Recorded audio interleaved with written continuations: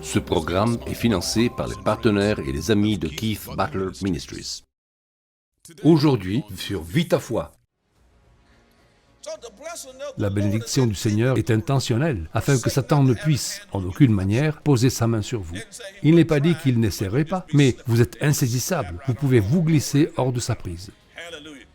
Vous êtes béni spirituellement, mentalement, socialement, psychologiquement, financièrement, dans tous les domaines. Et Dieu dit, en 2023, mettez la parole dans votre bouche, car c'est l'année de la bénédiction du Seigneur pour vous.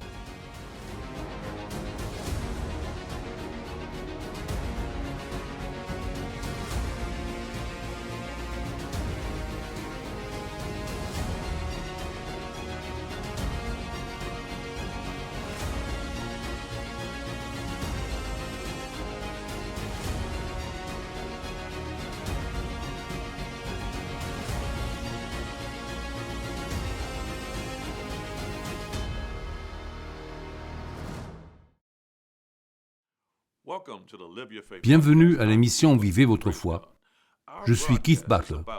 Cette émission sera concentrée sur Romains 1,16 qui dit « La parole de Dieu est la puissance de Dieu pour le salut de quiconque croit ». Ainsi qu'en Hébreux 10,38, « Le juste vivra par la foi ». Nous vous aiderons à apprendre comment vivre par la foi et à comprendre la parole de Dieu. C'est le sujet de cette émission. Nous allons commencer dès maintenant. Vous apprendrez et vous serez bénis au nom de Jésus. Donc, je suis béni dans mon corps, je suis béni depuis le sommet de ma tête, je suis béni dans mon intérieur, je suis béni dans mon cerveau, je suis béni dans mes os, mes genoux, mon sang et ma peau.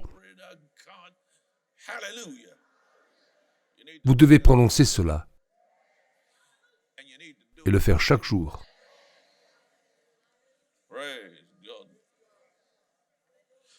Allons en Genèse 26. Je vais vous parler de leurs fils, car la bénédiction du Seigneur coule dans les familles et se transmet de génération en génération. Nous lisons dans Genèse 26, « Et ce fils est Isaac. Il y eut une famine dans le pays, outre la première famine. Or la famine fait partie de la malédiction. » Donc, une famine apparaît. Famine signifie quoi? Un manque. Que se passe-t-il quand la famine arrive? Les gens meurent, les gens tombent malades, et pendant la famine survient la pauvreté, la maladie et la mort. Il y eut une famine dans le pays, outre la première qui eut lieu du temps d'Abraham. Et Isaac alla vers Abimelech, roi des Philistins, à Guérar. Et l'Éternel lui apparut et dit, « Ne descends pas en Égypte, demeure dans le pays que je te dirai. » Or, il devait écouter Dieu. Il était entouré de pauvreté, de maladie, de mort. Il était entouré par la malédiction et il était tenté de partir. Mais le Seigneur lui dit, « Non, reste ici. » Le Seigneur va lui montrer que même au milieu de la pauvreté, de la maladie, de la mort, il pouvait toujours être béni. Mais il fallait l'écouter. Alors le Seigneur lui dit, « Reste ici, reste dans cette terre. » Verset 3. « Et je serai avec toi. Et je te... » Quoi? Je te bénirai, car je donnerai toutes ces contrées à toi et à ta descendance, et je tiendrai le serment que je fais à Abraham, ton père. Ton père était un homme d'alliance. Donc, puisque ton père était un homme d'alliance, je vais faire des choses pour ton père, même s'il n'est plus là. Y a-t-il des parents d'alliance ici? Je suis là pour vous dire que vous pouvez avoir une mère ou un père d'alliance, ou même des grands-parents d'alliance. Je suis ici pour vous dire que quand la bénédiction du Seigneur est sur votre famille, elle continue de se transmettre. La bénédiction du Seigneur coule de moi à mes enfants, et elle coule de moi à mes enfants et à mes petits-enfants. M'écoutez-vous? Et si Jésus tarde, je verrai mes arrière-petits-enfants. Si Jésus tarde, je crois que je les verrai. La bénédiction du Seigneur coulera dans ma maison, car Déborah et moi l'avons décidé ainsi. Alors mes enfants seront bénis, mes petits-enfants sont bénis, vos enfants peuvent être bénis. Ne vous résignez pas à laisser Satan prendre vos enfants. Une partie de votre bénédiction est que votre descendance soit bénie. Mais vous devez vous battre pour cela, au nom de Jésus. Il faut pénétrer dans le domaine de l'esprit et dire au diable ce qui va se passer, qu'il va devoir retirer ses mains de vos enfants, qu'il va devoir retirer ses mains de vos petits-enfants par l'autorité de Jésus. Car une portion de la bénédiction du Seigneur est l'autorité qui vous a été donnée. L'autorité de Jésus vous a été accordée. Nous disons dans le nom de Jésus. De quoi s'agit-il? C'est une part de la bénédiction et elle doit être utilisée avec foi.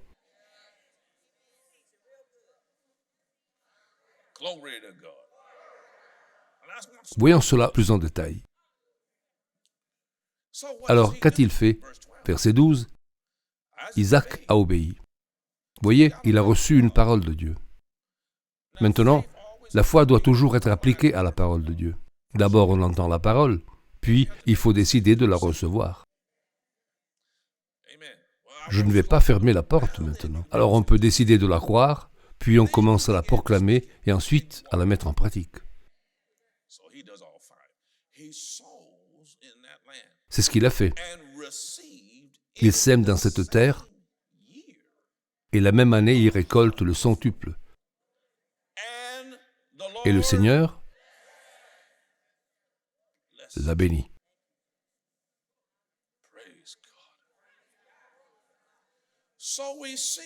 Nous voyons donc que la bénédiction du Seigneur fonctionne dans tous les domaines. Maintenant, allons en Exode 23. Genèse, Exode.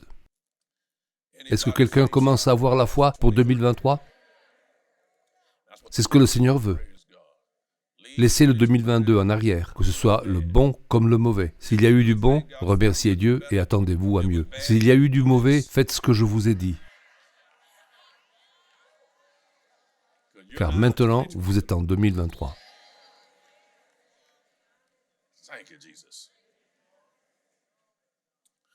Exode 23, lisons le verset 25.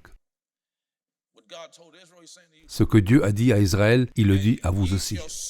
Vous servirez le Seigneur votre Dieu. C'est le premier point.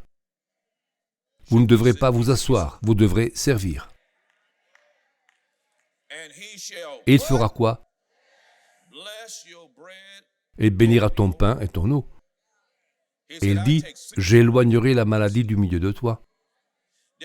Et il n'y aura dans ton pays ni femme qui avorte, ni femme stérile. Je remplirai le nombre de tes jours. C'est ce que je prie avant de prendre nos repas. Le pasteur Déborah vous le dira, je prie toujours la même chose. Même mes enfants et petits-enfants vous le diront. Je prie toujours la même chose à chaque repas. Pourquoi je le fais? Pour quelle raison? Parce que je dois appliquer ma foi. Savez-vous ce qui se trouve dans la nourriture que vous mangez?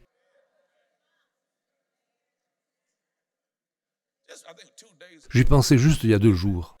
Pendant que je lisais un article, une pub est apparue. Je ne mentionnerai pas le nom, mais il s'agissait d'une barre de chocolat très connue et très appréciée. Vous n'y connaissez rien en barre de chocolat, n'est-ce pas? Si je mentionnais son nom, vous diriez « Ah, oui, c'est du chocolat noir ». Et dans cet article, on lisait ce que le public ne sait pas forcément. C'est que dans chaque barre de ce chocolat noir, que vous et vos enfants mangez, on retrouve du plomb et des minéraux ajoutés. Voyez-vous, si vous attendez que la NSM s'assure que tout ce que vous mangez est parfaitement comestible, vous vous trompez. Surtout si vous vous attendez qu'ils le fassent vraiment. Je me souviens quand ils permettaient qu'on rebouche vos caries avec des produits contenant du poison. Et ils m'ont menacé, ils m'ont intimidé pour en avoir parlé. Ils m'ont interdit d'annoncer cela en public. Ils m'ont menacé pour avoir dénoncé cela. Par la suite, ils ont commencé à le retirer du marché. J'ai eu plusieurs problèmes dans de nombreux endroits, vous le savez. Je leur ai tenu tête pour des principes. Et les conséquences sont en fonction de ce que vous faites. Sachez que si vous étiez au courant de certaines recherches que j'ai faites sur la nourriture que nous mangeons, pourquoi je dis de telles choses, si vous étiez assez informé sur certaines choses que vous estimez être bonnes, vous feriez cette prière.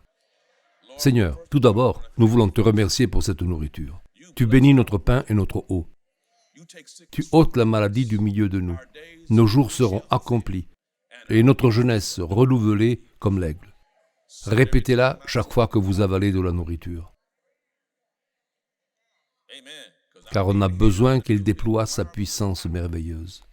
Or, cela ne fonctionne pas si vous êtes au courant que ce que vous mangez est empoisonné. Je veux être très clair. Si vous le savez, alors vous tentez Dieu. Puis-je avoir un amen du côté ouest de l'estrade? Quand vous savez que quelque chose n'est pas bon, et ensuite vous priez, là vous tentez Dieu. C'est la même chose que dire « Seigneur, fais disparaître les calories ». C'est aussi insensé que cela. Si vous grossissez en mangeant trop, il ne va pas faire disparaître les bœufs. C'est tout ce qu'il y a à comprendre. Il ne chasse pas les calories. Donc, quand vous savez certaines choses, maintenant que je me suis informé à propos de cette barre chocolatée, même si je ne mange pas de barre de chocolat, maintenant que j'ai cette information, je ne toucherai certainement plus à cette barre de chocolat. Pourquoi je parle de ça? D'accord, je vais laisser tomber. Vous commencez à vous vexer, car je suis en train de parler de ce que vous aimez bien.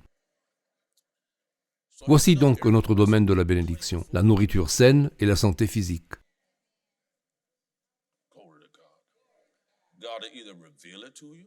Dieu vous révélera l'information, ce qui est son premier moyen, pour s'assurer que vous en avez connaissance. Mais si vous n'êtes pas au courant, il y a toujours un endroit où sa puissance peut travailler et vous assister jusqu'à ce que vous en preniez conscience. Venez avec moi dans le psaume 29. Je suis dans la dernière ligne droite. Quelqu'un reçoit quelque chose de cela? Nous parlons de 2023. La parole du Seigneur de la part de la parole de la foi, foi pour le salut des pécheurs, foi pour la vie, les églises pistis, ce sont les 4 noms de nos églises.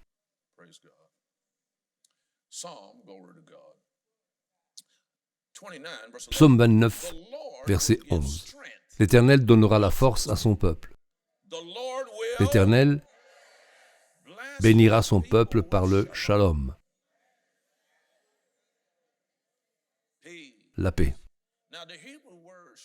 Le mot hébreu shalom signifie bien-être, signifie être heureux, signifie santé, signifie prospérité, signifie repos et peut même signifier absence de guerre.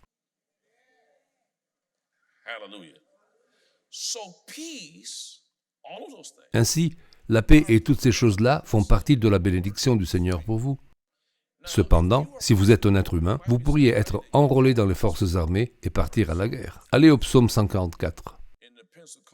Le Seigneur m'a envoyé récemment à Pensacola pour y ouvrir une église. Nous travaillons à la construction d'un nouveau bâtiment qui verra le jour sous peu. Nous avons commencé à tenir des réunions et nous allons servir cette ville,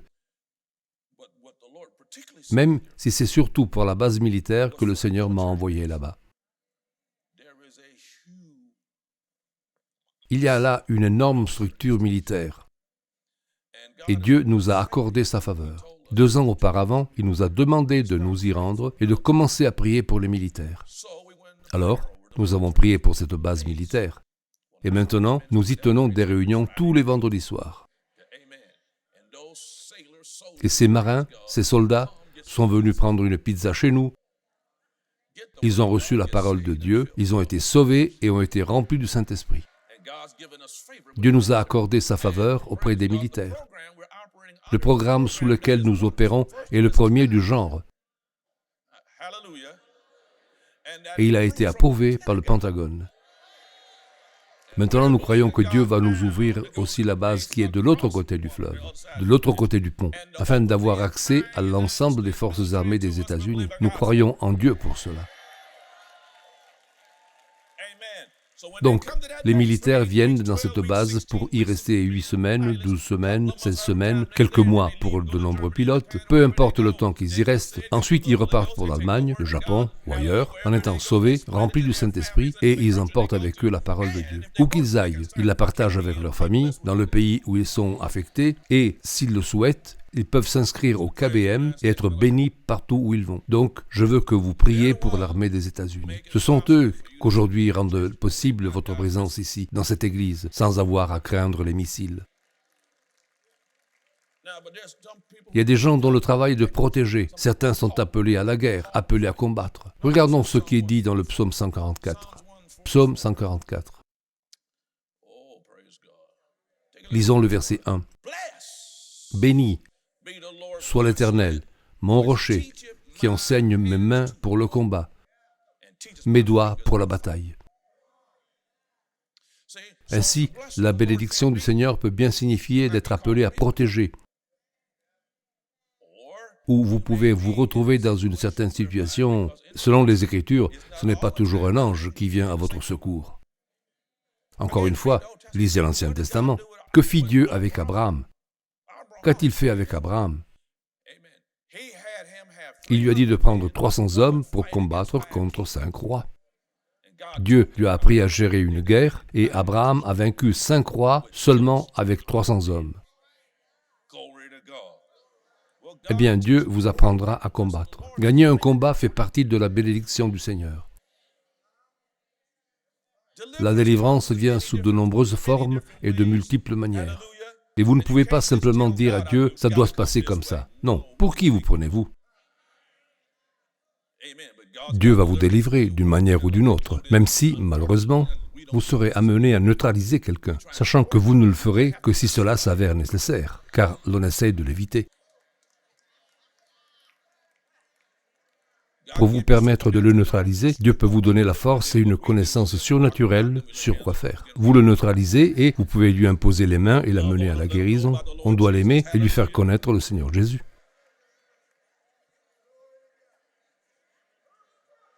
C'est écrit dans les Écritures.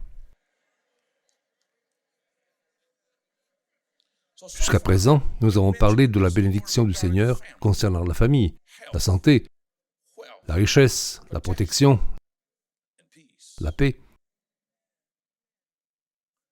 Maintenant, allez en Hébreux au chapitre 11. Peut-être je redescends vers des choses plus terre à terre. Quelqu'un a-t-il appris quelque chose de ce qui a été dit jusqu'à présent?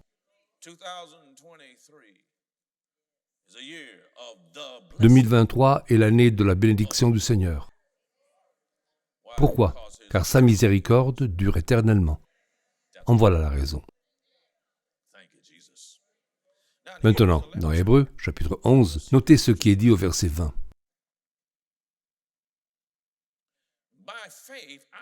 Par la foi, Isaac bénit Jacob. Rappelez-vous qu'Isaac est un homme de Dieu qui a béni Jacob et Ésaü à propos des choses à venir. Verset 21.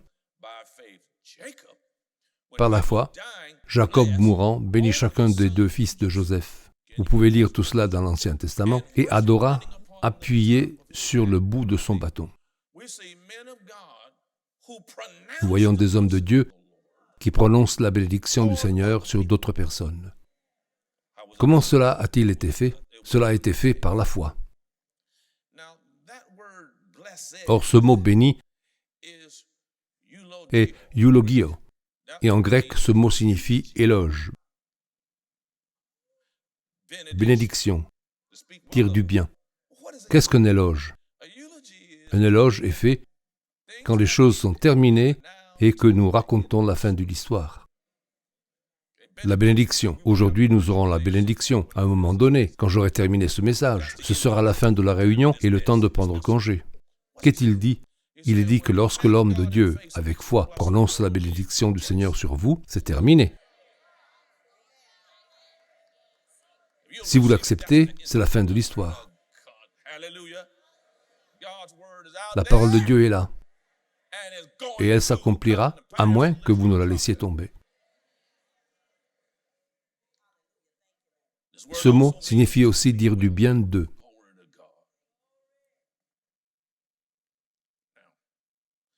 Allons dans les Nombres, chapitre 6. Je vais raccourcir un peu car mon horloge s'est arrêtée. Donc il faut que je coupe, que je raccourcisse. Allons toutefois dans le livre des Nombres. Nombres, chapitre 6. Ne sortez pas d'ici pour commencer à mettre tout le monde KO. Puisque mon pasteur l'a dit, alors je peux te mettre KO. Non. Vous êtes censé marcher dans l'amour et la paix et éviter cela.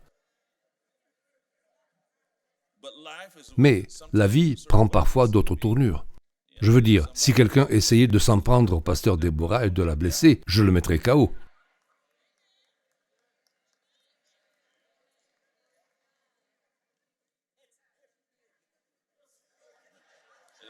La Bible dit qu'il y a une chose juste pour tout sous le soleil. C'est l'heure du chaos, n'est-ce pas?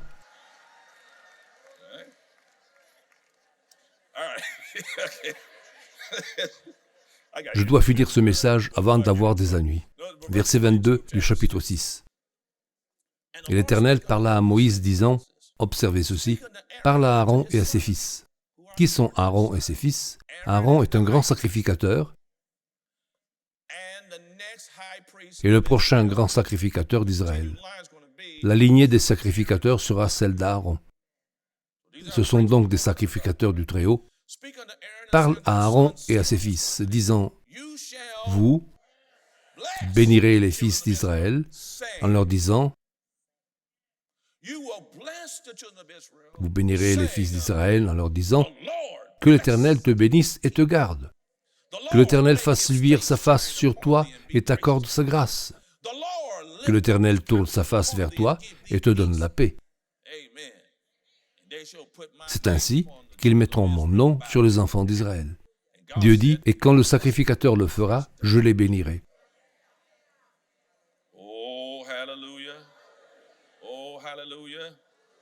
Je suis sacrificateur du Très-Haut Dieu, et aujourd'hui, je vais prononcer la bénédiction. Brièvement, avant de terminer, je tiens à vous donner les conditions pour marcher dans la bénédiction du Seigneur. Allons dans l'évangile de Luc, chapitre 11. Mon père me taquine toujours. Mon père est là-bas, et il me taquine en me disant quelque chose comme « Oh, c'est la 6e fois que tu arrives à la conclusion. » Vous le voyez là? Maintenant, il secoue la tête. Oui, je l'ai dit, je pense en être à ma 3e conclusion, du moins je le crois. Mais revenons à Luc, chapitre 11, et notez le verset 28. Il dit, « Heureux plutôt ceux qui écoutent la parole de Dieu et qui la gardent », ce qui signifie la mettre en pratique. Donc si vous souhaitez marcher dans la bénédiction du Seigneur, vous devez être en condition de l'écouter, et c'est ce que vous avez fait aujourd'hui. Ensuite, vous prenez la décision d'agir sur la base de ce que vous entendez. Jacques, chapitre 1, verset 12. Maintenant, je vais rapidement parcourir quelques versets. Jacques, chapitre 1. Et quand nous lisons le verset 12, nous voyons quelque chose de similaire. Il est dit, « Heureux l'homme qui supporte ou persévère face au mal ou la tentation, pérasmos, sollicitation malveillante ou adversité, car après avoir été éprouvé, il recevra la couronne de vie que le Seigneur a promise à ceux qui l'aiment. Que personne, lorsqu'il est éprouvé, dise « Je suis éprouvé par Dieu ». Pendant des années, des prédicateurs ont menti en disant que Dieu envoie les épreuves pour vous apprendre quelque chose. C'est pour cela qu'il a envoyé le Saint-Esprit, et il n'a pas besoin d'un cancer pour vous apprendre quoi que ce soit.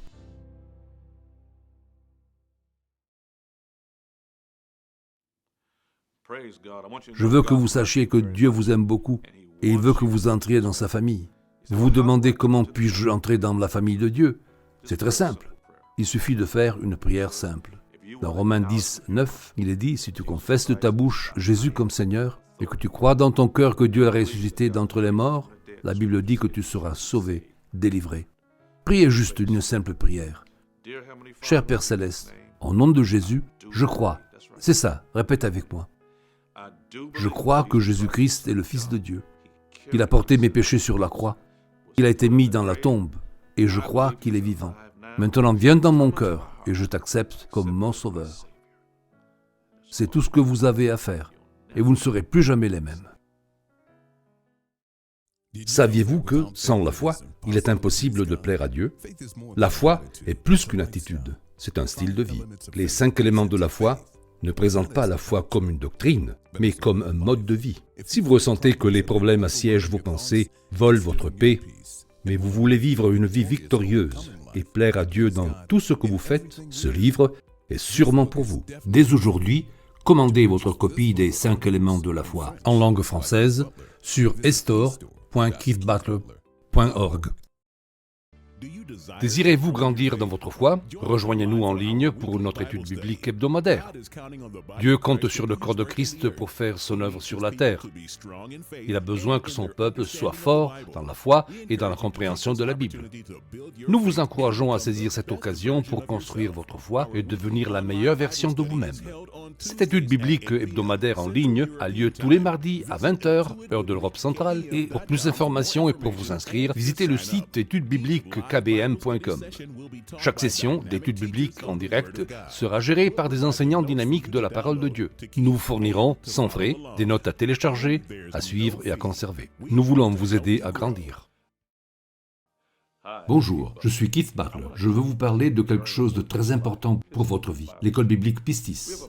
Nous avons une école biblique qui propose ses cours en russe, en anglais et en français, et qui vous aideront à recevoir l'enseignement que Jésus a partagé dans Matthieu 28. Il n'a pas seulement dit d'aller dans le monde entier et de prêcher l'évangile à toute créature, mais il a ajouté de leur apprendre à observer tout ce qu'il a prescrit. Le mot « observer » signifie se protéger des pertes ou des blessures. En d'autres termes, nous vous apprendrons à marcher dans les voies de Dieu, à vous défendre de l'ennemi et à connaître vos droits en Christ. Vous avez besoin de l'école biblique Pistis ou de nos cours bibliques et vous serez bénis en les suivant au nom de Jésus. Je crois que vous bénéficiez de l'œuvre de ce ministère. Et si vous avez remarqué notre ouverture, vous avez aussi noté que nous sommes partout dans le monde. Nous exerçons notre ministère dans tous les secteurs. Nous exerçons notre ministère aux États-Unis et, par différents moyens, dans plus de 40 pays dans le monde. Lorsque vous décidez de devenir partenaire de Keith Butler Ministries, vous faites avec nous ce que Jésus a dit, allez partout dans le monde et prêchez l'Évangile à toute créature. Jésus nous a également dit de prendre cette parole et de l'enseigner dans toutes les nations. Nous essayons donc de la porter à autant de nations que possible. Alors, pourquoi priez-vous? Voyez si le Seigneur veut que vous deveniez un de nos partenaires, afin de porter au monde la parole de Dieu et l'enseignement de la foi. Nous vous en remercions au nom de Jésus.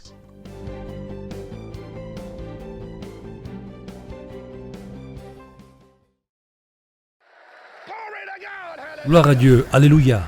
Je suis ici pour vous dire que la parole de Dieu est vraie et que tout homme est menteur. Je ne sais pas ce qu'il en est pour vous, mais quant à moi et à ma maison, nous servirons le Seigneur. Nous resterons fermes dans le Seigneur, alléluia, et si personne d'autre ne le veut, nous y resterons tout de même. Il n'y a qu'un seul Dieu, et c'est l'unique auquel je me soumettrai.